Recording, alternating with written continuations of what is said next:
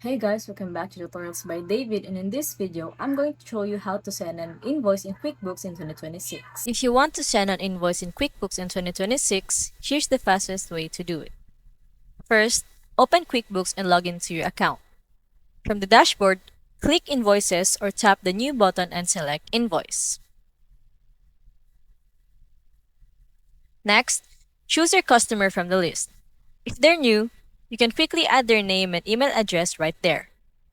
Now, enter the product or service you're charging for, along with the quantity rate and due date. QuickBooks will automatically calculate the total for you. You can also add notes, payment terms, or attach files if needed. Once everything looks good, click Review and Send.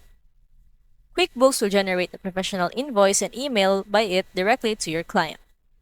The customer can usually pay online using cards, bank transfer, or other payment options connected to your account. After sending, you can track whether the invoice was viewed, paid, or overdue right from the dashboard.